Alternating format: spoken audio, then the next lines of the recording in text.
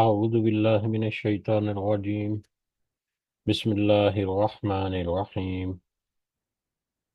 رب اشرح لي صدري ويسر لي أمري واحلل عقدة من لساني يفقه قولي.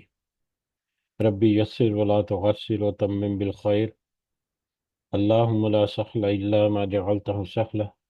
وأنت تجعل الحزن إذا شئت سهلا. اللهم انفعنا بما علمتنا وعلمنا ما ينفعنا وزدنا علما.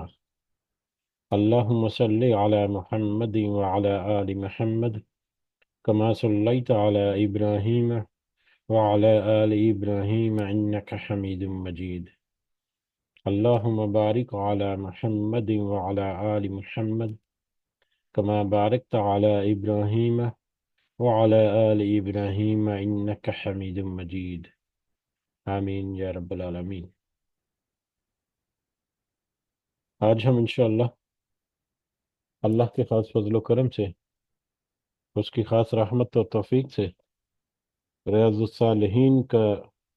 جو والیوم 1 ہے، جلد اول، اس کا چیپٹر نمبر 71، اس کی چیپٹر نمبر 71 کی حدیث نمبر 3، اور اس والیوم کی، اس جلد نمبر 1 کی اوور آل حدیث نمبر 604 سے ہم اپنا سبق آغاز کریں گے اور کچھ احادیث کو سمجھنے کی کوشش کریں گے۔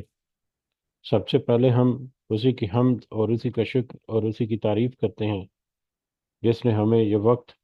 اور یہ مہلت عطا فرمائی، جس نے ہمیں یہ وسائل، یہ سہولیات، یہ ٹیکنالوجی، یہ رزق اور بے شمار نعم و اکرام اور فضل و کرم ہمارے اوپر کیا، اور خاص کر جس نے ہمارے دلوں میں یہ ڈالا کہ ہم اس بابرکت کلام کو سمجھنے کی کوشش کریں۔ اللہ تعالیٰ سے دعا ہے کہ اس کوشش میں ہمیں استقامت نصیب فرمائے، اس کی صحیح سمجھ اللہ تعالیٰ ہمیں عطا فرمائے، اس کے ذریعے سے اللہ ہمیں اپنی اور اپنے ساتھیوں کی اصلاح کرنے کی توفیق عطا فرمائے، اور دنیا کے ساتھ ساتھ اللہ ہمیں آخرت کی کامیابی اور بھلائی اور اپنا خاص فضل و کرم ہمارے شامل حال رکھے۔ آمین یا رب العالمین۔ چیپٹر نمبر 71، جو ہم نے اپنی پچھلی مجلس میں شروع کیا تھا، 71، یہ اس کا مضمون یا اس کا موضوع تواضع اور مومنوں کے ساتھ نرمی سے پیش آنے کا بیان۔ ہم نے سمجھنے کی کوشش کی تھی کہ ایک تو غالباً جیسے جیسے آگے بڑھتے ہیں تو ایک اوور آل موضوع کی نوعیت جو ہے یا مضامین کی نوعیت جو ہے وہ تبدیل ہوتی جا رہی ہے، اور دوسرا پچھلے کچھ چیپٹرز میں جو زہد اور تقوی اور اس کے متعلقہ جو احادیث تھیں کہ اللہ کے راستے میں مطلب اللہ کے لیے دنیا کی چیزوں کو چھوڑ دینا، دنیا کی چیزوں کو ترک کر دینا، اس میں کچھ کلیریفیکیشن یا اس میں کچھ اضافی نوٹس جو کہ چیپٹر نمبر 70 میں امام نووی نے ذکر کیے کہ ہمارا دین اسلام دنیا سے کٹ کر زندگی بسر کرنا یا دنیا سے بالکل اپنے آپ کو الگ تھلگ کر کے معاملات کو چلانا اس کی اجازت نہیں دیتا۔ دنیا میں رہتے ہوئے دنیا کی جو معاملات ہیں ان کو ساتھ ساتھ لے کر چلنا، اور ان سارے معاملات کے ساتھ اللہ تعالیٰ کے احکامات جو ہیں ان کو بھی ساتھ ساتھ رکھنا، یہ ہمارے دین کی ایک خوبصورتی ہے۔ تو رہبانیت جو کہ یہودیوں کا ایک طرز عمل رہا، اور صوفیت، صوفیزم جو ہے، گو کہ صوفیزم میں بہت ساری اچھی چیزیں ہیں، لیکن اس میں جو شدت اور اس میں بہت سارے ایسے عقائد یا بہت سارے ایسے نظریات ہیں جن کی ہمارے دین میں قطعاً کوئی جگہ نہیں ہے، اور اسی طرح سے پھر اس طرح کی بہت ساری ایسی منسوب باتیں اور کرامات جو کہ پہلے کے ولیوں سے، کچھ بزرگوں وغیرہ سے منسوب کی گئی، واللہ عالم کہ ان میں ان بزرگوں میں کیا حقیقت تھی یا نہیں تھی۔ موسٹلی تو ہمیں لگتا ہے ایسا تھا کہ اپنی طرف سے بنی بنائی وہ چیزیں ہیں، کیونکہ اس طرح کی کرامات یا معجزات جہاں ان کے حقدار جہاں وہ تو انبیاء و رسل ہیں۔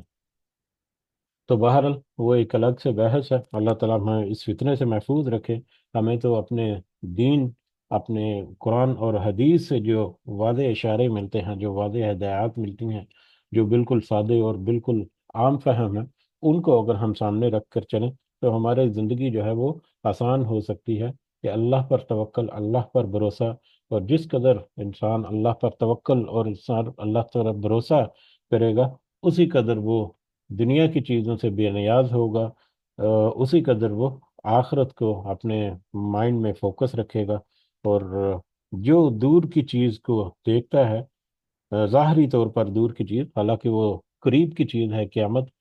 لیکن ہماری ظاہری نظر سے ایسے لگتا ہے کہ دور کی چیز ہے، کیونکہ قریب کی چیز جو ہے یا قریب کی محبت جو ہے اللہ تعالیٰ نے دنیا کے بارے میں ذکر کیا، تو اگر اس قریب کی چیز دنیا اور اس اعتبار سے تھوڑا اس کی اگلی چیز جو ہے وہ قیامت کو اگر ہم سوچیں، تو پھر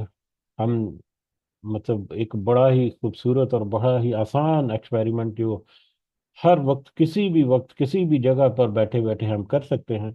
کہ جو دنیا کی جو دور کی چیز کو فوکس کرتا ہے، وہ قریب کی چیز جو ہے وہ اس کی نظروں کے سامنے رہتی ہے، لیکن جو قریب کی چیز کو فوکس کرتا ہے، دور کی چیز اس کی نظروں سے معدوم ہو جاتی ہے، اس کی نظروں سے اوجھل ہو جاتی ہے، یا بالکل اس کی نظروں سے فیڈ ہو جاتی ہے۔ اگر آپ ایکسپیریمنٹ کریں تو بہت خوبصورت ایکسپیریمنٹ، بڑی آسان طریقے سے اللہ تعالیٰ کی اس بات کو ہم سمجھنے میں، کہ آپ جہاں پر بھی بیٹھے ہیں، دو چیزیں جو ہیں اپنی آنکھوں کے سامنے کسی بھی اینگل میں، ایک کوئی قریب کی چیز ہے، ایک کسی دور کی چیز ہے، دو آبجیکٹ کو آپ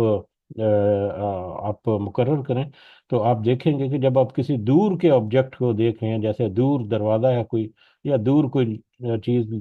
پڑی ہوئی ہے، اس کو آپ جب فوکس کریں گے تو اس آپ کی نظر اور اس کے راستے میں جو چیز ہے درمیان میں، جو ان دونوں کے درمیان جو قریب ہے آپ کے، وہ بھی آپ کی نظروں کے سامنے رہے گی، لیکن اگر آپ دور کی چیز کو چھوڑ کر قریب کی چیز کو جب فوکس کریں گے، تو وہ دور کی چیز جو ہے وہ آپ کی نظروں سے بالکل فیڈ ہو جائے گی، بالکل معدوم ہو جائے گی، بالکل دھندلی ہو جائے گی، بالکل وہ دکھائی نہیں دے گی۔ تو اسی طرح سے جو قیامت کو اپنے مائنڈ میں رکھ کر اس کے مطابق اپنے زندگی گزارتا ہے، تو قریب کی چیز جو ہے، یا قریب کی محبت جو ہے، یا دنیا کی محبت جو ہے، یا دنیا کی چیزیں جو ہے، اس کے سامنے چلتی پھرتی رہتی ہیں، لیکن وہ ان سے صرف ان پر اتنی ہی توجہ دیتا ہے جتنی کہ اس کو ضرورت ہے۔ اس کی اصل توجہ جو ہے وہ وہی آخرت اور قیامت اور قیامت کے منظر نامہ جو ہے اس کی طرف ہی رہتی ہے۔ تو بہرحال یہ ہمارے لیے بہت اہم نقطہ تھا، کہ بجائے ہم کہ کسی ایسی گمراہی میں پڑے، کہ اللہ تعالیٰ نے اور نبی کریم صلی اللہ علیہ وسلم نے اپنی احادیث کے ذریعے سے ہمیں بہت ساری چیزیں جو ہیں وہ وضاحت بھی کر دی۔ اللہ تعالیٰ سے دعا ہے کہ اس وضاحت کے مطابق ہمیں اپنی اصلاح کرنے کی بھی توفیق رکھے، اور ان ایسے کسی بھی فتنے سے اللہ تعالیٰ ہمیں محفوظ رکھے، جو ہمارے عقائد اور ہمارے نظریات اور ہمارے دین اور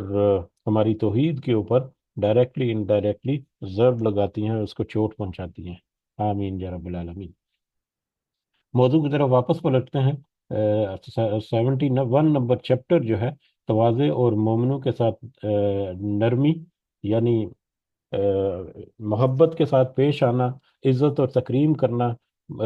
مطلب شفقت کے ساتھ پیش آنا، ہر اعتبار سے مختلف طرح کے لوگوں سے اگر بڑے ہیں تو ان کا ادب و احترام جو ہے اس کو مد نظر رکھنا، اگر چھوٹے ہیں تو ان کی عزت و تکریم اور ان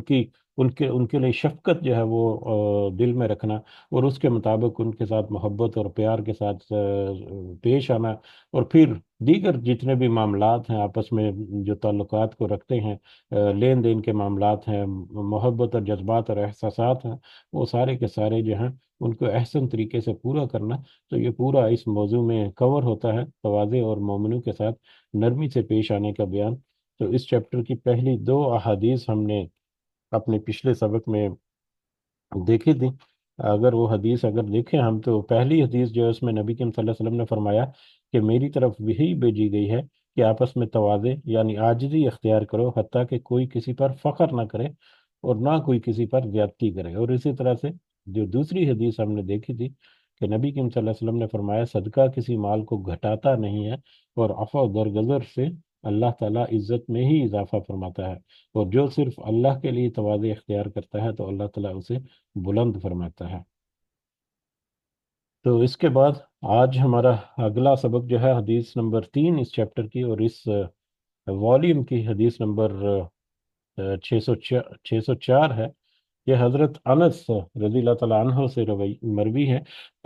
हज़रत अनस रज़ी अल्लाह ताला कहते हैं, बुखारी और मुस्लिम की हदीस है कि हज़रत अनस रज़ी अल्लाह ताला अन्हो का गुज़र चंद बच्चों के पास से हुआ, तो उन्होंने उनको सलाम किया और फरमाया कि नबी करीम सल्लल्लाहु अलैहि वसल्लम इसी तरह किया करते थे। हजरत अनस बच्चों के करीब से गुजरे और उनको गुजरते हुए सलाम किया आगे बढ़कर, और फिर कहा कि नबी करीम सल्लल्लाहु अलैहि वसल्लम का तरीका यही रहा है कि वो जब भी ऐसे गुजरते तो रास्ते में बच्चों से इस तरह से सलाम लेते थे। तो ये एक बहुत ही खूबसूरत, एक बहुत ही शफकत भरी एक हदीस है जो हमें पता चलती है, जिससे हमें अंदाज़ा होता है कि बच्चों के साथ किस तरह से शफकत और मोहब्बत से पेश आना चाहिए। बहुत सारी हदीस और रिवायात नबी करीम सल्लल्लाहु अलैहि वसल्लम से हमें मिलती हैं कि उनके उनके पास एक उनकी खिदमत गुजारी के लिए जो थे बच्चे या लड़के, एक, तो वो कई साल तक वो नबी करीम सल्लल्लाहु अलैहि वसल्लम के पास रहे, लेकिन उन्होंने उनको कभी डांटा नहीं। वो बच्चे थे, बाहर निकल जाते किसी सामान लेने के लिए या किसी काम के लिए, नबी करीम सल्लल्लाहु अलैहि वसल्लम उनको भेजते तो वो बच्चों में खेलना शुरू कर देते। तो नबी करीम सल्लल्लाहु अलैहि वसल्लम बहुत देर के बाद जब खुद बाहर निकलते तो उनको प्यार से बुलाकर उनको कहते कि आपको ये काम कहा था। वो लेकिन कभी डांटा नहीं, कभी डपटा नहीं, कभी गुस्से का इजहार नहीं किया। तब बच्चों के साथ खासकर प्यार और शफकत और मोहब्बत, क्योंकि बच्चों के साथ जिस तरह का भी सलूक किया जाए, एक तो उनके जहन में वो चीज़ें जो हैं वो इमेज इमेज क्रिएट करती हैं, जहन साजी उनकी जो है वो उनमें बहुत अहम रोल अदा होता है। और दूसरा, उनकी तरबियत का ये एक बड़ा अच्छा पहलू है कि उनके साथ जिस तरह से उनके वालिदैन या उनके बहन भाई या दूसरे अहबाब जो है वो बर्ताव करेंगे, वही उनकी आदतें होती हैं, वही उनके उनके रवैयों में फिर शामिल होना शुरू हो जाता है। तो बच्चों के साथ खासकर मोहब्बत और शफकत से पेश आना नबी करीम सल्लल्लाहु अलैहि वसल्लम की एक बेहतरीन और बहुत ही खूबसूरत सुन्नतों में से एक सुन्नत है, जिसमें अभी यहाँ पर लिखा गया कि छोटे बच्चों को सलाम करना तवाज़े का आला मज़ाहरा है। और इसी तरीके से अपने घर में आकर अपने अपने बीवी बच्चों को सलाम करना भी तवाज़े और इस्लाम का हुक्म है। यानी इस्लाम तो हमें ये कहता है कि जब तुम अपने घर में दाखिल हो, दूसरे के घर में तो है ही, अपने भी घर में जब दाखिल हो तो घर में दाखिल होने की दुआ है। तो और फिर दुआ पढ़ने के बाद घर में अगर घर में कोई भी नहीं है तो फिर भी घर में दाखिल होते वक्त सलाम जो है वो लेना, सलाम लेना जो है वो चाहिए, ज़रूरी है। इसके अलावा अपने मातहतों, नौकरों, चाकरों और गुलामों को सलाम करना भी ज़रूरी है। जो ऐसा नहीं करते वो तवाज़े के बजाय फ़ख्र और गुरूर का इजहार और इत्तबा और सुन्नत से गुरेज करते हैं, जो अल्लाह ताला की नाराज़गी का बायस है। यानी मतलब अपने से कमज़ोर लोग जो हैं, ताकत के एतबार से भी कह लें या ओहदे के एतबार से भी कह लें या रुतबे के एतबार से कह लें या हसब नसब के एतबार से कह लें, हालांकि अल्लाह ताला के नज़दीक तो ये सारी जो तकसीम है, ये तो तकसीम कोई मानी नहीं रखती। अल्लाह के नज़दीक तो तकसीम जो है वो तकवा की बुनियाद पर है कि जिसको तकवा जो है वो ज़्यादा है, अल्लाह ताला उसको उतना ज़्यादा पसंद करेगा। लेकिन ये जो ज़ाहरी तौर पर हमें मिलती है थोड़ी ऊंच नीच, हमारे माशरती जो हमारे स्टेटस हैं डिफरेंट उनमें, तो उन स्टेटस को पशे पुश डालते हुए कुछ नेचुरली भी है। जैसे कि एक मालिक है, उसका गुलाम है, या कंपनी का कोई आजिर है या मालिक है या मैनेजर है, उसके अंडर मातहत जो स्टाफ वगैरह काम कर रहा है, तो एक ये चेन ऑफ अथॉरिटी जो है वो भी है, जो कि एक नेचुरल है। लेकिन उस केस में भी छोटे जो लोग हैं, जो मतलब मातहत किस्म के जो लोग हैं, उनके साथ शफकत से प्यार पेश आना, ये दोनों तरफ, ना सिर्फ जो ऊपर वाला बंदा है उसको भी उसका दिल और ज्यादा नरम होता है और उसके दिल में और ज्यादा शफकत और आजिज़ी आती है, बल्कि छोटा जो है उसके दिल में भी एक मोहब्बत और एक इज्जत और तकरीम जो है वो बढ़ती है। यहाँ पर हम देखते हैं कि अक्सर जो मैनेजर्स हैं या इंजीनियर टाइप लोग हैं जो किसी सुपरवाइजरी या किसी मैनेजमेंट पोजीशन पे हैं, तो वो छोटे लेबर तबका खासकर, या छोटे जो टेक्निकल टेक्नीशियंस वगैरह हैं, या वर्कर्स जो हैं, उनके साथ ज़्यादा वो मतलब बातचीत करना या ज़्यादा उनके साथ घुलना मिलना पसंद नहीं करते। جبکہ جو ایسا کرتا ہے، میری عادت ہے کہ میں مطلب اپنے چھوٹے سے چھوٹا ورکر جو ہے وہ بھی جب کبھی ملتے ہیں تو اس کو بھی مطلب اس طرح سے بات کرنا اور اس طرح سے جیسے ہنسی مذاق وغیرہ بھی، کہ اس کو محسوس ہی نہ ہو کوئی بڑا کوئی ہمارا کوئی سب اظہر یا ہم سے سب تھوڑا سا سینئر ہے، تو اس سے جس قدر عزت اور احترام میں اضافہ ہوتا ہے اس کا پیمانہ اس دنیا میں نہیں ہے۔ تو لہذا اپنے سے کم جو مطلب اتھارٹی والے لوگ ہیں یا کم درجے والے یا ماتحت قسم کے جو لوگ ہیں، ان کے ساتھ عاجزی اور شفقت اور محبت سے پیش آنا، اور ان کے ساتھ کو فرینک ہو کر کچھ بات کر لینا، حدود و قیود میں رہتے ہوئے، عزت اور احترام کے دائرے میں رہتے ہوئے، تو یہ ایک بہت ہی پازیٹیو امپیکٹ جو ہے وہ کریٹ کرتا ہے ایک ریلیشن شپ میں، عزت و تکریم میں، اور محبت میں بھی، اور پھر عاجزی اور انکساری میں بھی۔ تو بہرحال یہ حدیث جو ہے ڈائریکٹلی انڈائریکٹلی ہمیں بہت سارے پہلو جو ہے وہ ہمارے سامنے لاتی ہے، یقیناً ہمیں بہت ساری چیزوں کا اس کا ادراک ہے۔ تو یہ ہمارے دین کی خوبصورتی ہے کہ ہم قرآن کی بھی یہ خوبصورتی ہے، اور احادیث میں بھی ہم یہ دیکھتے ہیں کہ ایک ہی بات، ایک ہی موضوع جو ہے اس کو بار بار اس طرح سے اس کو ریپیٹ کیا جاتا ہے، اس کو دہرایا جاتا ہے، اس کا ذکر کیا جاتا ہے۔ یہی ذکر ہے کہ اس کو بار بار دہرانا اور بار بار اس کی یاد دہانی کرانا ہے، کہ وہ جب بھی ہمارے سامنے آئے، یا جب بھی ہم پریکٹیکلی جب بھی ہمارا منظر ہمارے سامنے آئے، تو ہمیں وہ باتیں جو ہیں وہ یاد آ جائیں۔ بہرحال اگلی حدیث جو ہے، حدیث نمبر 4 اس چیپٹر کی، یہ بھی سابق رابی حضرت انس سے ہے رضی اللہ تعالیٰ عنہ،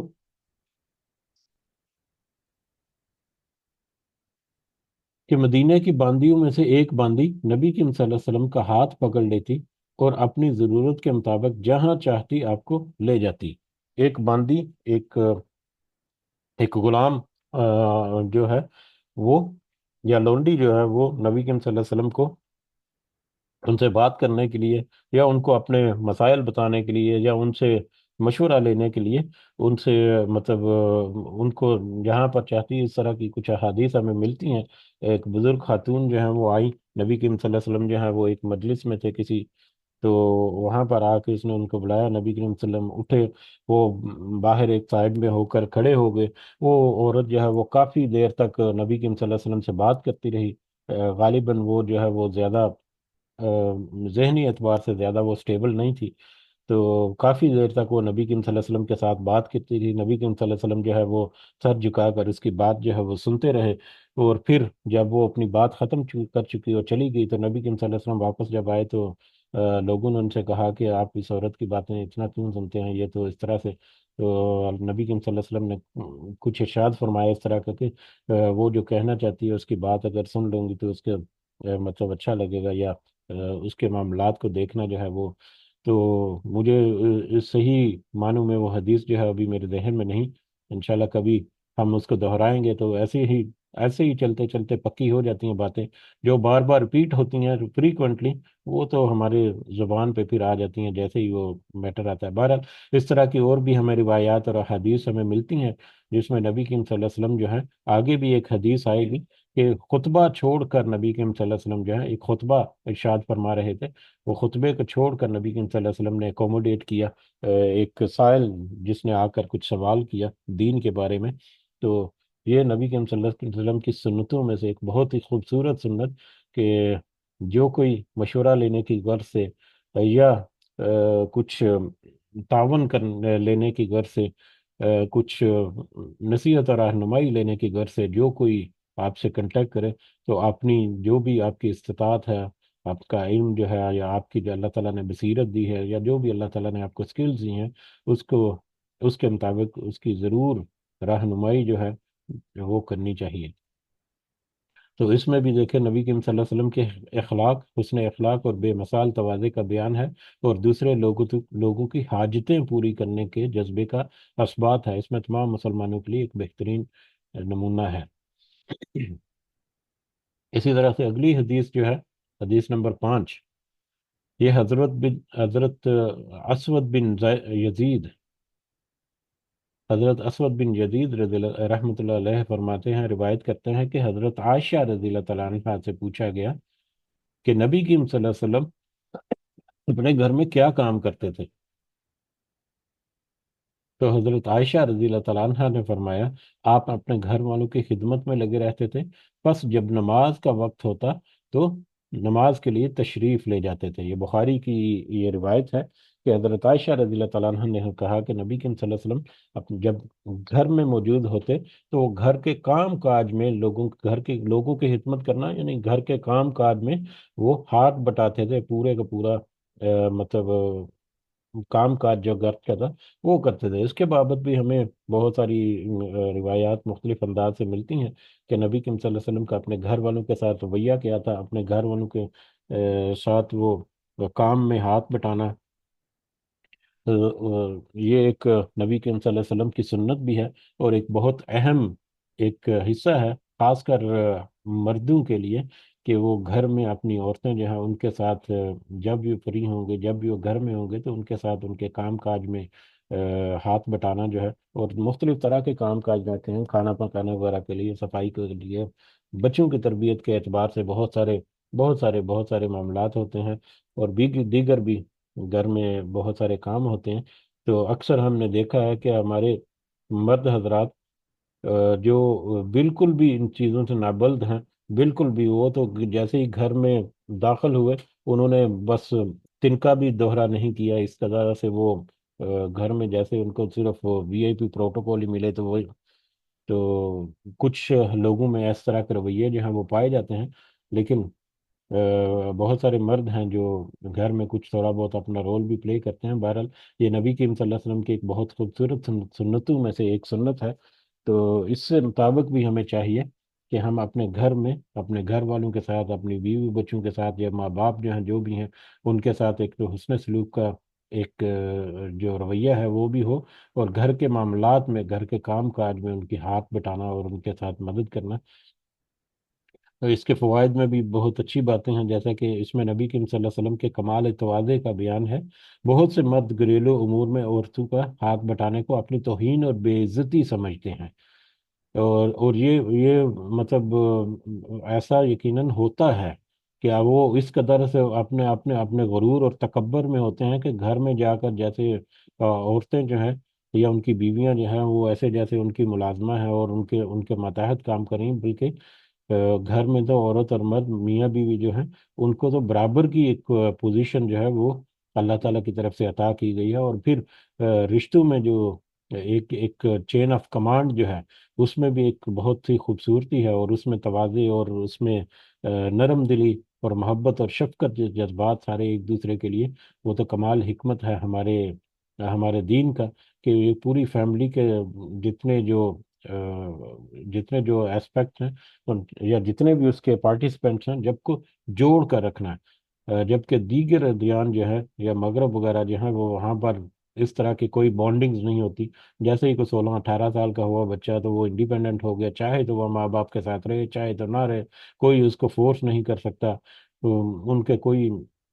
گو کہ ہم ان کے اخلاق کے میٹر میں ان کی بہت ساری مثالیں دیتے ہیں، لیکن بہت ساری بے شمار مثالیں ایسی بھری پڑی ہیں جو ہماری نظروں سے کبھی گزرتی ہیں تو ہم اس کو زیادہ توجہ نہیں دیتے، کہ کیسے کیسے وہ جب انڈیپینڈنٹ ہوتے ہیں، لیگل ایج میں پہنچتے ہیں، تو اپنے ماں باپ کو چھوڑ کر اپنی مرضی سے، اور شادی بھی کی ہے کہ نہیں کی، ایسے ہی زندگی گزار رہے ہیں کسی کے ساتھ میں، اور پوری زندگی میں ان کے اس قدر بے چینیاں ہیں اور اس قدر بے ترتیبیاں ہیں اور اس قدر مس کمیونیکیشن ہے کہ ہم اس کا اندازہ بھی نہیں کر سکتے۔ جو لوگ وہاں پر رہتے ہیں اور وہاں کے معاشرے کو جانتے ہیں ان کو ان چیزوں کی صحیح سمجھ جو ہے وہ ہو سکتی ہے۔ بہرحال ہمارا دین جو ہے وہ بہت خوبصورت انداز میں پورا ایک فیملی سٹرکچر جو ہے اس کو مضبوط کرنے کے لیے بہت ساری ہماری ہدایات جو ہے وہ ہمیں دیتا ہے۔ یہ اسوہ نبوی صلی اللہ علیہ وسلم کے خلاف ہے کہ اپنی گھر کی عورتوں کو اس طرح سے ان کے اوپر حکم چلانا تکبر اور غرور سے۔ گھر میں عورت کے ساتھ تعاون کرنا بھی نبی کریم صلی اللہ علیہ وسلم کا اسوہ حسنہ ہے، جس میں انسان کو سبکی محسوس نہیں کرنی چاہیے، انسان کو کوئی تنگی اس میں یا انسان کو اس میں کوئی کمتری محسوس نہیں کرنی چاہیے کہ گھر کے کام میں وہ کام کوئی ہاتھ بٹانے کا۔ اسی طرح گھریلو معاملات میں اتنی زیادہ مصروفیت بھی صحیح نہیں کہ نماز کا بھی ہوش نہ رہے، بلکہ نماز کا وقت ہوتے ہی ساری مصروفیات ترک کر کے نماز کی ادائیگی کا اہتمام کیا جائے۔ اسی حدیث میں جو دوسرا پوائنٹ تھا کہ جیسے ہی نماز کا وقت ہوتا تو وہ نماز کے لیے تشریف لے جاتے، یعنی نماز کو اولیت دینی جو ہے وہ بہت ضروری ہے، کیونکہ جب نماز کا وقت آ جائے تو اس طرح کے کام کاج چھوڑ کر اس کو پہلے ادا کیا جائے، اس کا پہلے اہتمام کیا جائے، کیونکہ نماز کے بارے میں تو بہت ہی اہم سوال جو اب جو ہے ہمارا جو کوشچن پیپر جو اللہ تعالیٰ نے آؤٹ کر دیا ہوا ہے، جو آخرت میں قیامت کے دن جو سوال جو اب ہونے والے ہیں ان میں یہ ایک لازم حصہ جو ہے وہ نماز کا ہے، جس میں کسی کے لیے بھی کوئی چھوٹ نہیں ہے، یہ کمپلسری کوشچن میں سے ایک کوشچن ہے نماز کا۔ اسی طرح سے اگلی حدیث جو ہے ابو رفاعہ تمیم بن اسید رضی اللہ تعالیٰ عنہ سے روایت ہے کہ میں رسول اللہ صلی اللہ علیہ وسلم کی خدمت میں حاضر ہوا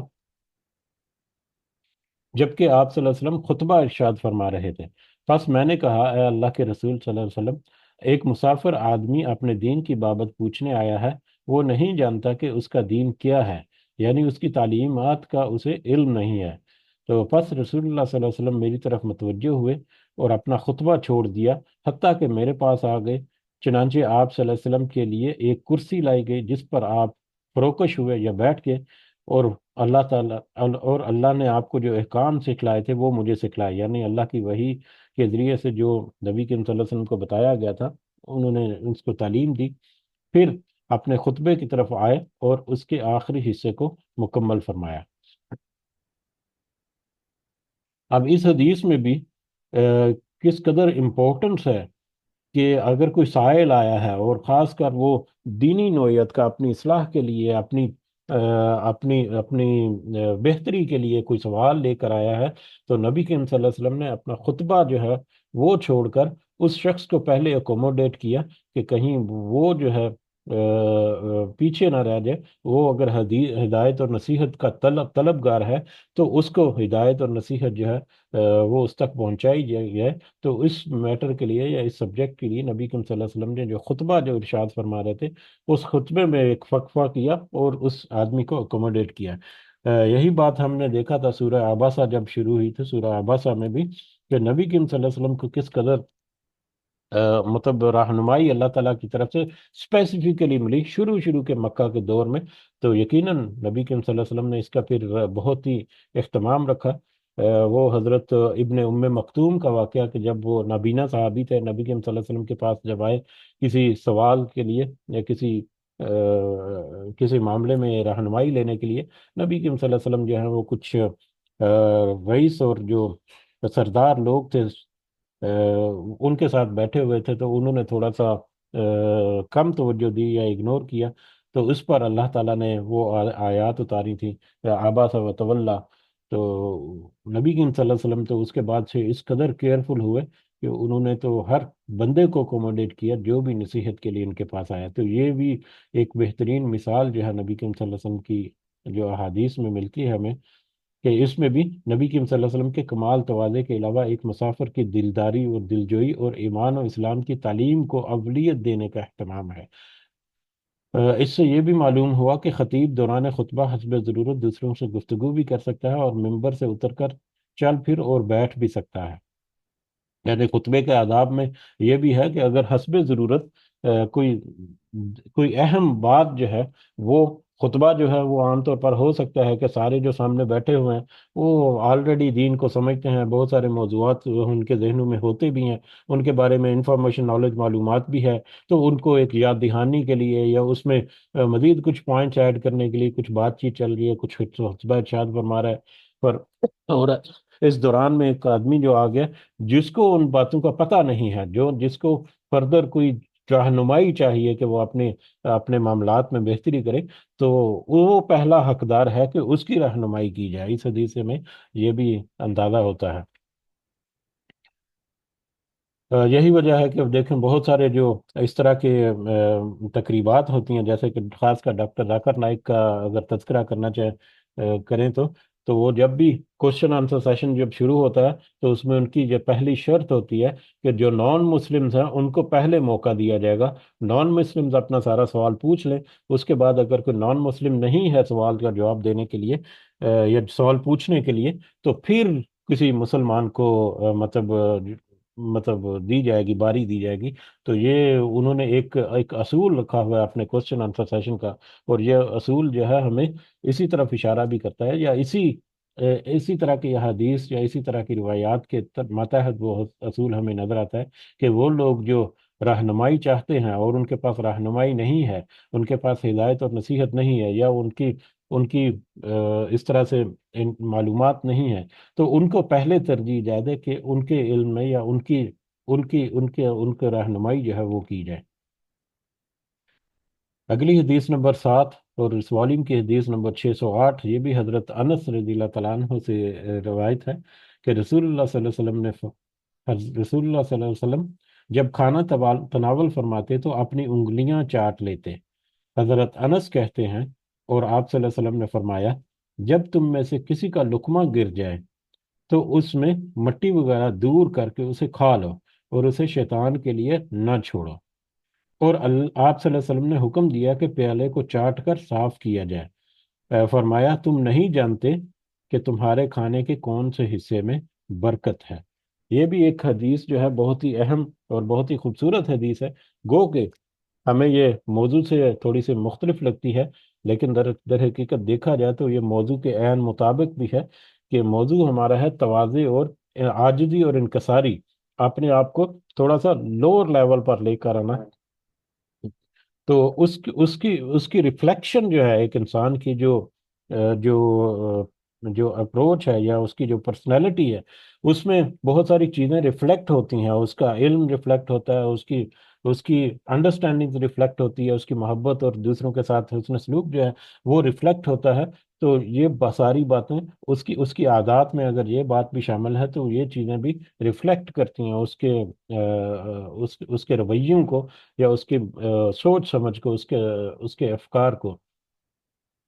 تو اس حدیث کے مطابق کہ ایک تو یہ ہے کہ اگر لقمہ جو ہے وہ گر جائے، اگر کھانے کی کوئی چیز جو ہے، اگر تو خشک چیز ہے کوئی، تو وہ اس میں تو بالکل بھی وہ بالکل اس کے اوپر مطلب ہلکا سا اس کو جھاڑیں تو اس میں مٹی وغیرہ جو وہ ختم ہو جاتی ہے۔ لیکن اگر کوئی تھوڑی سی مطلب تر چیز ہے، جیسے کہ سالن کا نوالا وغیرہ یا بوٹی وغیرہ، تو اس کو بھی صاف کیا جا سکتا ہے، ہاتھ سے صاف کریں یا مطلب پانی سے اس کو صاف کر کے تو اس کو یوز کر لینا، لیکن اس کو اسی طرح سے چھوڑ دینا، اس کی قطعاً ہمیں اجازت نہیں ہے۔ لیکن افسوس کے ساتھ ہم دیکھتے ہیں کہ ہمارے بہت سارے معاملات میں شادی کی بیاہ کی ہم اکثر جو ہے وہ مثال دیتے ہیں، یا اس طرح کی تقریبات کی، اس میں تو ہمارے سامنے نظر آتا ہے، لیکن کچھ ہم نے دیکھا کہ اپنے گھروں میں بھی اس طرح کے بہت سارے معاملات جو ہیں وہ ہوتے ہیں۔ تو گھروں میں تو بالکل آسان ہے کہ اگر کوئی سالن جو ہے یا کوئی چیز جو ہے وہ استعمال نہیں ہوئی، یا مطلب مزید نہیں ہے، تو اس برتن کو اچھی طرح سے صاف کر دیا جائے اور اس کو سنبھال کے رکھا جائے، نیکسٹ ٹائم کے لیے اس کو استعمال کیا جا سکتا ہے۔ گھروں میں تو یہ بالکل آسان سی بات ہے، لیکن گھروں میں بھی بعض دفعہ اس کا خاص کر اہتمام جو ہے وہ نہیں کیا جاتا۔ لیکن نبی کریم صلی اللہ علیہ وسلم نے یہاں پر بہت واضح طور پر بتا دیا کہ ایک تو کوئی چیز جو ہے اس کو ضائع نہ ہو، رزق کا کوئی ٹکڑا جو ہے وہ ضائع نہ ہو، اور دوسرا کھانے کے کس حصے میں برکت ہے کوئی نہیں جانتا۔ تو کھانا جو ہے جتنا بھی میسر ہے انسان کو، اس کو اچھی طرح سے کنزیوم کر کے اس کا پیالہ یا اس کا جو پلیٹ وغیرہ ہے اس کو بھی اچھی طرح سے انگلیوں کے ذریعے سے اس کو صاف کر کے چاٹ لینا جو ہے، یہ نبی کریم صلی اللہ علیہ وسلم کی سنت بھی ہے۔ اور برکت کون کے حصے میں ہے، وہ برکت بھی انسان کو جو ہے وہ ضرور میسر ہوتی ہے۔ اس کے جو فوائد ہیں اس میں بڑی ٹو دی پوائنٹس باتیں لکھی گئی ہیں، جس میں اس میں ایک تواضع اور سادگی اور اللہ تعالیٰ کی نعمتوں کی قدر دانی کرنے کا بیان ہے۔ گرے ہوئے لقمے کو اٹھا کر نہ کھانا اور برتن کو صاف نہ کرنا متکبرین یعنی تکبر کرنے والے اور مترفین کا شیوا ہے، اور اللہ تعالیٰ کی نعمت کی ناقدری بھی ہے۔ گرے ہوئے لقمے کو صاف کر کے کھا لینا اور برتن کو چاٹ کر صاف کرنا تواضع کے علاوہ نعمت کی قدردانی بھی ہے، جس سے اللہ تعالیٰ خوش ہوتا ہے۔ علاوہ ازیں اس کا ایک دوسرا فائدہ یہ بھی ہے کہ انسان کو پتہ نہیں کہ برکت کھانے کے کون سے حصے میں ہے۔ جب وہ برتن بھی چاٹ کر صاف کرے، حتیٰ کہ انگلیاں بھی چاٹ لے، تو اور گرے ہوئے لقمے کو بھی اٹھا اور صاف کر کے کھا لے، تو کھانے کا کوئی حصہ بھی ضائع نہیں ہوگا، اور جس حصے میں برکت ہوگی وہ اس کے حصے میں ضرور آئے گی، اس سے محرومی نہیں ہوگی۔ برکت کے بارے میں ہم نے ایک دو دفعہ ڈسکس کیا ہے کہ برکت اضافے سے الگ ایک چیز ہے، اور اضافے سے زیادہ اہم چیز ہمارے لیے برکت ہے۔ کئی دفعہ تو بہت ساری چیز جو ہے ہمارے پاس موجود ہوتی ہے، لیکن اس کا اطمینان جو ہے وہ نہیں ہوتا، اور کئی دفعہ بہت تھوڑی سی چیز کے ساتھ اطمینان قلب جو ہے وہ حاصل ہو جاتا ہے۔ تو برکت در حقیقت ایک اطمینان جو ہے، ایک تسلی جو ہے انسان کو ملتی ہے، وہ بھی ہے۔ اور پھر برکت میں بہت ساری ایسی چیزیں جیسے کہ شفا یابی والا معاملہ بھی ہے کہ کچھ اللہ تعالیٰ کی طرف سے اس میں برکت ایسی ہے کہ اس کا ذہن جو ہے وہ مطلب اس کا جسم یا اس کا ذہن جو ہے وہ ریفریش ہو گیا، بڑا پرسکون ہو گیا، بیماریوں سے دور ہو گیا، یا اس طرح کے دیگر بہت سارے معاملات جو ہیں۔ تو برکت کی بہت ساری برانچز جو ہیں وہ ہمیں ملتی ہیں، برکت کی بہت ساری قسمیں ہمیں ملتی ہیں، جو ان میں سے بہت ساری قسمیں جو ہیں وہ مل سکتی ہیں ان ان دو تین چیزوں سے جو یہاں پر مینشن کی گئی ہیں، کہ ایک تو کھانا جو ہے اس کو کسی طور پر بھی ضائع نہیں کرنا، اور دوسرا جو پیالہ وغیرہ ہے اس کو اچھی طرح سے چاٹ لیا جانا۔ اسی سے یہ سبق ملتا ہے کہ اللہ کی کسی نعمت کو بھی چاہے وہ مقدار کے لحاظ سے کتنی بھی تھوڑی ہو، ضائع نہیں کرنا چاہیے۔ جیسے آج کل بدقسمتی سے دعوتوں اور شادی بیاہ کی تقریبات میں نہایت بے دردی سے کھانوں کا ضیاع کیا جاتا ہے، بالخصوص جب کہ ہزاروں لاکھوں انسان ایسے ہیں جن کو پیٹ بھر کر کھانا نصیب نہیں ہوتا، اور بہت سے علاقے ایسے ہیں جہاں فاقہ زدگی عام ہے۔ حدان اللہ اللہ، کہ مطلب آج کل بہت سارے علاقے یا بہت سارے لوگ ایسے ہیں جن کو ایک وقت کا کھانا بھی میسر نہیں ہوتا، وہ خالی پیٹ رات کو سوتے ہیں۔ اللہ تعالیٰ ان سب کے لیے آسانی کرے، اور ہمیں بھی توفیق دے کہ ہم جہاں تک ہمارے لیے ممکن ہو ہم ان تک پہنچیں اور ان کی خدمت کریں، یا ان کے لیے کچھ کر سکیں۔ لیکن ایسی صورت میں ایسا رویہ رکھنا، یہ انتہائی ایک بالکل ہی بڑے تکبر اور بڑے غرور اور بڑے سخت اللہ تعالیٰ کے عذاب کا باعث بھی ہو سکتا ہے، کہ ایک طرف تو وہ انسان ہے جن کو رات کو کھانا نصیب نہیں ہوتا، اور دوسری طرف وہ انسان ہے جن کو اللہ تعالیٰ نے کھلے دسترخوان ان کے ٹیبلز کے اوپر سجائے گئے، لیکن انہوں نے آدھا کھایا، آدھا چھوڑ دیا، باقی جو ہے وہ سب ویسٹ کر دیا، کچرے کے ڈبے میں ڈال دیا۔ تو یہ ساری چیزیں جو ہیں جو بہت احتیاط کرنے والی چیزیں ہیں۔ اللہ تعالیٰ ہمیں اس کی توفیق دے کہ ہم اس کو صحیح سمجھ کر اس کے اوپر عمل بھی کریں۔ اسی طرح اگلی حدیث جو ہے حضرت ابو ہریرہ رضی اللہ تعالیٰ عنہ سے روایت ہے، یہ حدیث بھی کہ نبی کریم صلی اللہ علیہ وسلم نے فرمایا، اللہ نے جس نبی کو بھی بھیجا اس نے بکریاں ضرور چلائیں۔ صحابہ کرام رضی اللہ تعالیٰ عنہم نے عرض کیا،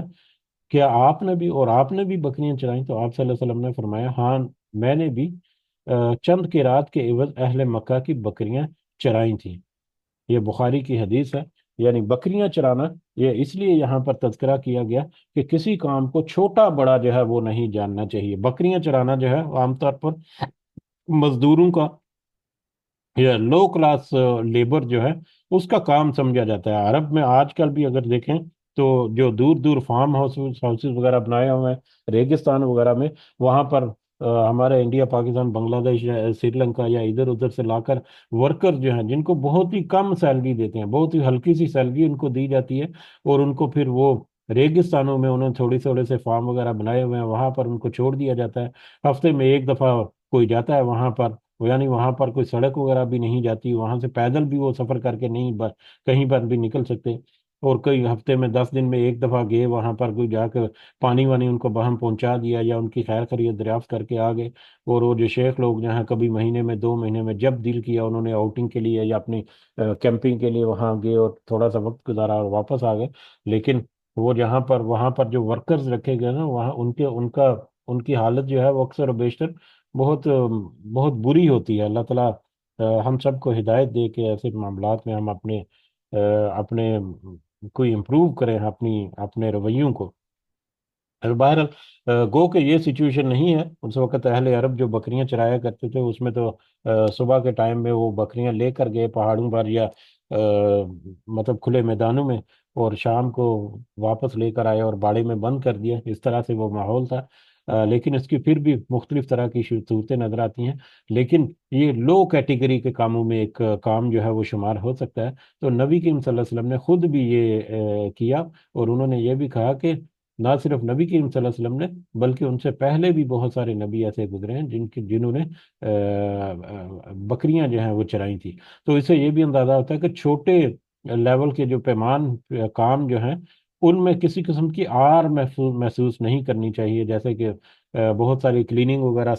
کے کام ہیں،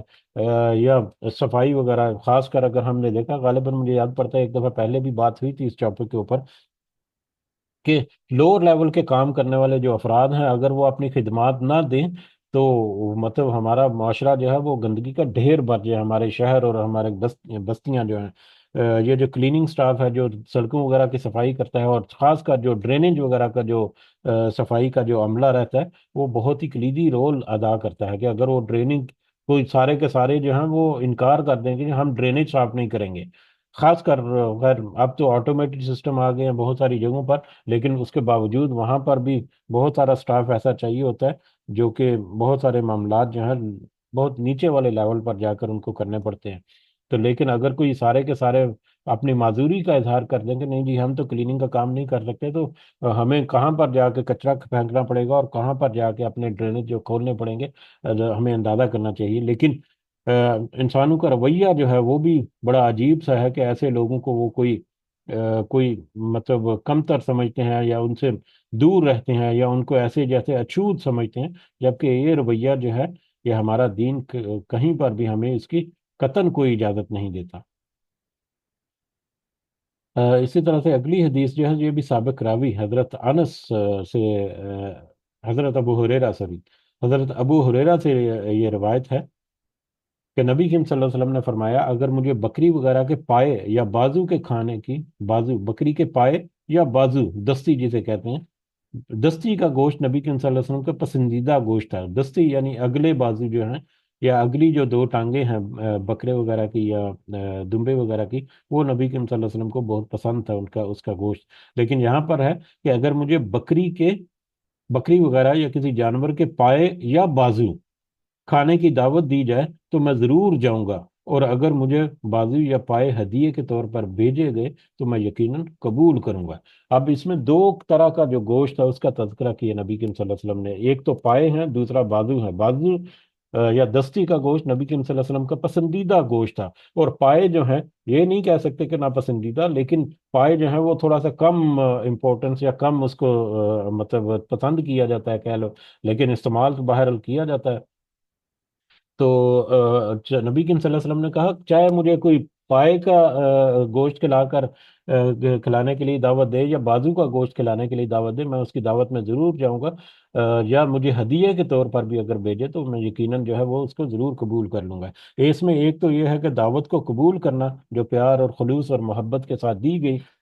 دعوتوں کا اہتمام کرنا اور ایک دوسرے کے ساتھ میل جول جو ہے بڑھانا، یہ ہمارے دین کی خوبصورتیوں میں سے ایک بڑی خوبصورتی ہے۔ اور جیسا کہ کچھ ہی عرصہ پہلے ذکر کیا تھا کہ جب بھی کوئی ایسی مجلس اور محفل جب بھی جمے تو اس میں کوئی دین کی بات جو ہے اس کو ضرور اس کا حصہ جو ہے وہ بنانا چاہیے، تاکہ ہم ٹو ان ون جو ہے وہ کر سکیں۔ بہرحال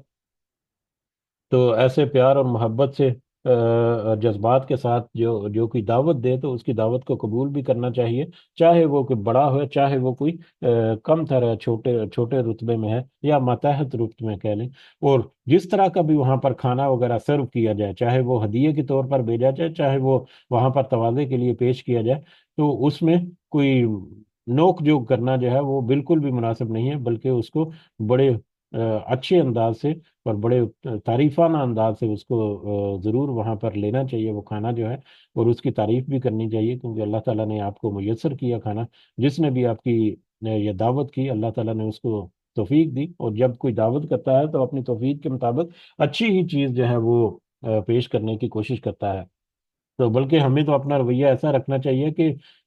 ہمیں اگر کوئی اپنی دعوت کے اوپر بلائے تو وہ اس کے اوپر مشقت بھی نہ پڑے، کہ مطلب جو ہے بس وہی سادہ سا۔ کئی دفعہ ایسا ہوتا ہے کہ بہت سارے غریب لوگ ہوتے ہیں، ان کے گھر میں کوئی دعوت کے لیے تو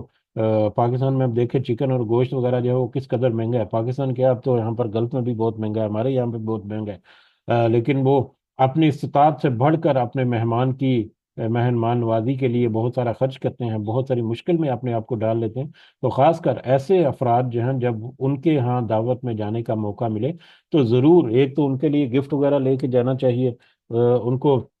ڈھکے چھپے طریقے سے کمپنسیٹ وغیرہ بھی کرنا چاہیے، اور دوسرا ان کو انسسٹ کرنا چاہیے کہ ہمیں زیادہ توقع نہیں ہے یا زیادہ اس طرح سے اہتمام نہ کریں، بس سادہ سا کھانا رکھیں، اور اس طرح سے تاکہ تھوڑا سا ان کا بھی مینج کرنا جو ہے وہ آسان ہو جائے۔ تو یہ بھی ایک بہترین طریقہ اور سنت جو ہے نبی کریم صلی اللہ علیہ وسلم کی ہے کہ کم یا زیادہ یا مطلب پسند ناپسند کو چھوڑ کر کسی نے محبت کے ساتھ جو بھی پیش کیا اس کو ضرور قبول کرنا چاہیے، اور اس میں کوئی کجی یا کوئی اس طرح کی جو چیزیں جو ہیں وہ نہیں نکالنی چاہیے۔ اور اسی طرح سے اگلی حدیث جو ہے یہ آخری حدیث ہے اس چیپٹر کی، یہ حضرت انس رضی اللہ تعالیٰ عنہ سے روایت ہے، رسول اللہ صلی اللہ علیہ وسلم نے عزبہ عجبہ نامی ایک اونٹنی تھی نبی کریم صلی اللہ علیہ وسلم کی، جس سے کوئی اونٹ آگے نہیں بڑھ پاتا تھا، یعنی وہ اونٹ جو ہے وہ اونٹنی جو ہے وہ تیز چلتی تھی اور کوئی اس سے آگے نہیں بڑھتا تھا۔ اس کی دو وجوہات ہو سکتی ہیں، میں بہت زیادہ تفصیل اس میں نہیں دے سکتا رات کو۔ ایک تو یہ ہو سکتا ہے کہ صحابہ کرام جو ہیں وہ نبی کریم صلی اللہ علیہ وسلم کی جو مقام اور مرتبہ ہے اس کو پیش نظر رکھتے ہوئے بھی ان سے آگے نہیں بڑھتے تھے، اور دوسری وجہ یہ بھی ہو سکتی ہے کہ وہ اونٹنی جو ہے وہ اس قدر چاق و چوبند اور چست تھی کہ وہ کسی کو اپنے قریب نہیں آنے دیتی تھی، وہ مطلب آگے آگے چلتی تھی اور بڑا ایکٹیو ہو کر چلتی تھی۔ بہرحال کوئی بھی سچویشن ہو سکتی ہے۔ پس ایک دیہاتی اپنے اونٹ پر سوار ہو کر آیا اور آپ اس سے آگے نکل گیا۔ یہ بات مسلمانوں کو نہایت گراں گزری، یہاں تک کہ آپ صلی اللہ علیہ وسلم نے بھی اس بات کو پہچان لیا کہ ہمارے ان کے صحابہ کرام جو ہے ان کو یہ بات ناگوار گزری ہے کہ مطلب کس طرح کسی نے ہمت کر لی کہ نبی کریم صلی اللہ علیہ وسلم کو اونٹ کے ان سے آگے اپنا اونٹ جو ہے وہ بڑھا دیا یا ان سے آگے پیش قدمی کرنی شروع کر دی۔ تو اس پر نبی کریم صلی اللہ علیہ وسلم نے فرمایا، اللہ پر حق ہے کہ دنیا میں جو چیز بھی بلند ہو وہ اسے پست کر دے، دنیا میں جو چیز بھی بلند ہو وہ اسے پست کر دے۔ اس میں دو پہلو جو ہے وہ ہمیں نظر آتے ہیں اس حدیث میں۔ ایک پہلو تو یہ ہے کہ یہاں پر جو اخلاقی طور پر نبی کریم صلی اللہ علیہ وسلم نے کیا کہ اگر اس نے اپنے اونٹ کو آگے کر بھی لیا تو کیا یہ دنیا میں دکھاوا ہے یا دنیا کی یہ ایک چیز ہے یا دنیا کا ایک ایک کمپٹیشن کہہ لیں یا دنیا کا ایک معاملہ ہے، اس میں تو اونچ نیچ کرنے سے کچھ خاص فرق نہیں پڑتا۔ تو اسی طرح پھر اور پھر انہوں نے جب دیکھا کہ صحابہ کرام میں اس طرح سے بے چینی ہے کہ یہ شخص کیسے آگے نکل گیا، تو نبی کریم صلی اللہ علیہ وسلم نے اپنی جو عاجزی ہے یا انکساری ہے اس کا اظہار کرتے ہوئے یا اس کے ماتحت انہوں نے صحابہ کرام کو تھوڑا سا کول ڈاؤن کیا کہ یہ تو دنیا داری کی چیزیں ہیں، دنیا میں تو اوپر نیچ ہوتی رہتی ہے، تو اس میں اس طرح سے کوئی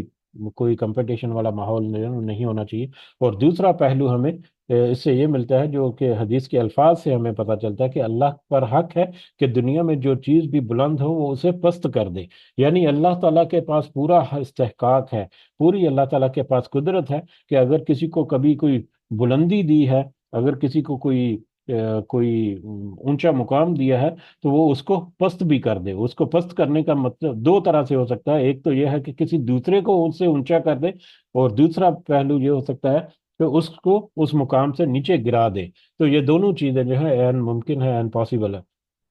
تو نبی کریم صلی اللہ علیہ وسلم نے اپنے صحابہ کی رہنمائی کے لیے وہاں پر بڑی خوبصورتی سے وہ سچویشن کو ٹیکل کیا، صحابہ کا غصہ بھی یا ان میں جو بے چینی تھی اس کو بھی بھانپ لیا انہوں نے، اور اس کے مطابق انہوں نے کہا کہ یہ ایسا کرنے سے کچھ نہیں ہوتا، مطلب یہ تو عاجزی اور وضع جو ہے اس کی طرح اس کا ایک نمونہ ہے، اور دوسرا یہ اللہ تعالیٰ کا حق ہے کہ وہ جس کو چاہے آگے کر دے، جس کو چاہے وہ پیچھے کر دے۔ اس کے فوائد میں اس میں بھی اللہ کے ایک اصول کا بیان ہے کہ دنیا میں کسی چیز کو بھی ہمیشہ کے لیے سر بلند نہیں رکھا، بالآخر ہر بلندی کے حصے میں پستی آتی ہے، افراد اور قوموں سے لے کر بے شعور جانوروں تک میں یہ اصول کار فرما ہے، اور اس میں اللہ کی بہت سی حکمتیں مضمر ہیں۔ ایک تو فنا و زوال ہر چیز کا مقدر ہے، یعنی ہر چیز جو اس دنیا میں آئی ہے اس کو فنا اور زوال بھی اس کے ساتھ لگا ہوا ہے، اور دوسرے بلندی اور سرفرازی سے کوئی خود سر اور سرکش نہ ہو جائے، یعنی کوئی یہ نہ سمجھے کہ اس کو اگر اللہ تعالیٰ نے کوئی اچھا اور بلند مقام عطا فرمایا ہے تو وہ اپنی سرکشی میں آ جائے، تکبر اور غرور میں آ جائے، بلکہ وہ اللہ تعالیٰ کی طرف سے عطا کیا گیا وہ مقام ہے۔ اللہ تعالیٰ جب چاہے کسی کو اس سے اوپر کر دے یا اس کو اس مقام سے نیچے گرا دے، یہ اللہ تعالیٰ کا پورا استحقاق ہے، اللہ تعالیٰ کی پوری اس کے اوپر قدرت رکھتا ہے۔ تو لہٰذا بلکہ جیسے جیسے ایک مطلب اوپر جاتا ہے انسان اپنے رتبے اور اپنے عہدے کے حساب سے، ویسے ویسے اس کو اور زیادہ عاجز اور انکسار ہو جانا چاہیے، ویسے ویسے اس کو ان چیزوں کا اور زیادہ سمجھ ہونی چاہیے، تو اس کو اور زیادہ وہ عاجزی اور انکساری کرے، اسی سے اللہ تعالیٰ اور اضافہ کرے گا اس کے رتبوں میں، دنیا میں بھی اور یقیناً آخرت میں بھی۔ لیکن جو گھمنڈ اور غرور اور تکبر میں آ جاتا ہے، تو اس کو یہ دھیان رکھنا چاہیے کہ اس کا یہ مقام اور مرتبہ جو ہے ہو سکتا ہے اس کے نیچے والے جو لوگ ہیں ان کی وجہ سے ہو، اور نیچے والے لوگ اگر وہاں سے اگر کھسک جائیں یا ہٹ جائیں تو وہ دھڑام سے نیچے بھی آ کر گر سکتا ہے۔ تو لہذا جو جتنا مقام میں اونچا ہو اور اس کو اتنا ہی اپنے رویے جو ہے اس کو پست رکھنا چاہیے، اپنا جو عاجزی اور انکساری جو ہے اس میں اتنی ہی زیادہ ریفلیکشن ہونی چاہیے۔ حکمران جو ہے جو مطلب ہم دیکھتے ہیں آج کل کا پولیٹیکل جو سسٹم ہے پوری دنیا میں جو ہے، اس میں بھی جس کو جمہوریت کہتے ہیں سو کالڈ، اس میں بھی عوام کے ووٹوں سے منتخب نمائندے جو ہیں وہ اسمبلی وغیرہ میں جاتے ہیں اور پارلیمنٹ میں جاتے ہیں، لیکن وہاں پر جا کر کس طرح سے عوام کی تذلیل کی جاتی ہے، اور وہی نمائندے جب 2-4 سال کے بعد دوبارہ سے الیکشن ہوتے ہیں تو وہی سر جھکائے ہوئے واپس اسی عوام کے پاس آتے ہیں، اور عوام جب عوام ان کو عہدہ دیتی ہے تو وہ بھول جاتے ہیں کہ در حقیقت ہم اپنی عوام کے سروں کے اوپر کھڑے ہیں، کہ اگر ہماری عوام جو ہے وہ اپنے کندھے نیچے سے ہٹا لے تو وہ کس طرح سے دھڑم سے گر جائیں گے۔ لیکن اللہ تعالیٰ نے ان کو جب طاقت دی تو وہ غرور کے نشے میں اس طرح آئے کہ انہوں نے عوام کو ایسے کیڑے مکوڑے سمجھ کر کچلنا شروع کر دیا۔ یہ بہت ساری چیزیں جو ہیں یہ ہمیں ان احادیث سے ہمیں ریفلیکشن جو ہے اس کا ملتا ہے۔ بہر اس کے اس لیے اسے پست کر کے متنبع کیا جاتا ہے کہ ایک ذات ایسی بھی ہے جو سب سے بلند ہے، وہ ہر بلند کو پست کرنے کی طاقت سے بہرور ہے۔ یعنی یہ اللہ تعالیٰ کے پاس قدرت ہے کہ وہ جب چاہے کسی بلندی کو، کسی بلند مقام پر فائز شخص کو پستی سے دو چار کر دے۔ اور اسی طرح سے دوسرا جو اس میں پوائنٹ ہے کہ صحابہ کرام رضی اللہ تعالیٰ عنہم جو ہیں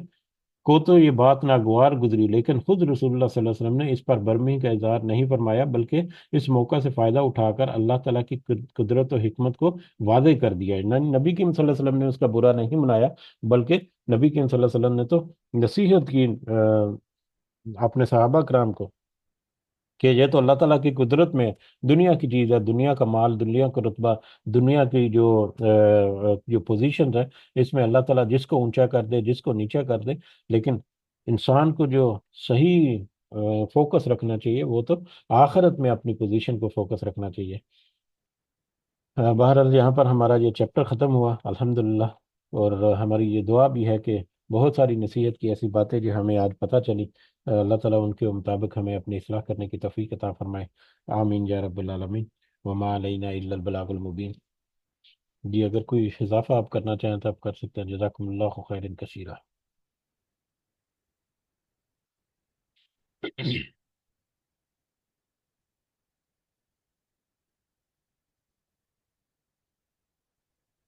ہاں جی ٹھیک ہے، اجازت چاہتے ہیں پھر سب کو دعاؤں ضرور یاد رکھیں، اللہ تعالیٰ سب کا حامی و ناصر ہو، ہمارے معاملات میں اللہ تعالیٰ اپنے خاص رحمت اور خاص مدد اور رہنمائی کرے، ہمارے جابز اور کاروبار اور دیگر معاملات میں اللہ تعالیٰ ہماری خاص مدد فرمائے۔ کچھ عرصہ پہلے میں نے جیسے ذکر کیا تھا کہ میرا جو مین سپانسر ہے، کفیل جو ہے، جو آنر ہے ہمارا، وہ مطلب وفات پا گئے، ان اللہ و انا الیہ راجعون۔ تو وہ بذات خود بڑا نیک آدمی تھا، اللہ تعالیٰ اس کے درجات بلند کرے۔ 8 سال 9 سال تک تقریباً وہ مسلسل ہاسپٹل میں رہا، بیماری کے ساتھ ہی لڑتا رہا، اور بیماری کے ساتھ ہی لڑتا لڑتا وہ اس دنیا سے رخصت ہو گیا۔ تو اس کے لیے بھی خاص دعائیں جو ہیں وہ میں نے کی تھیں۔ تو دوسرا اس کی جانے کی وجہ سے کچھ کمپنی کے معاملات جو ہیں ان میں بھی بڑی اونچ نیچ آ رہی ہے، اور میرے لیے بھی ضرور دعا کریں کہ اللہ تعالیٰ میرے معاملات جو ہیں ان کو بھی اللہ تعالیٰ ضرور درست رکھے۔ آپ سے دعاؤں کی ضرور درخواست ہے۔ اللہ تعالیٰ ہم سب کے لیے آسانیاں پیدا فرمائے اور ہم سب کے معاملات اللہ تعالیٰ آسان فرمائے. ہماری جتنی پریشانیاں مشکلات ہیں ہمارے دینی معاملات میں، ہمارے فیملی کے میٹر میں، ہمارے معاشی معاملات میں، اللہ تعالیٰ سب کے لیے آسان کرے. ہمارے والدین جو اس دنیا میں حیات ہے اللہ تعالیٰ انہیں صحت سے بھرپور زندگی عطا فرمائے. اور جو اس دنیا سے گزر گئے ہمارے والدین اور بزرگ اور سارے مومنین اور مومنات، اللہ تعالیٰ سب کو جنت الفردوس میں اعلیٰ مقام عطا فرمائے. رب ارحمہما کما ربیانی صغیرا، رب ارحمہما کما ربیانی صغیرا، رب ارحمہما کما ربیانی صغیرا. ربنا آتنا في الدنيا حسنة وفي الآخرة حسنة وقنا عذاب النار. ربنا ظلمنا أنفسنا وإن لم تغفر لنا وترحمنا لنكونن من الخاسرين. ربنا تقبل منا إنك أنت السميع العليم وتب علينا إنك أنت التواب الرحيم. سبحان ربك رب العزة عما يصفون وسلام على المرسلين والحمد لله رب العالمين. سبحانك اللهم وبحمدك أشهد أن لا إله إلا أنت أستغفرك وأتوب إليك. جزاكم الله خيرا كثيرا. السلام علیکم ورحمۃ اللہ وبرکاتہ.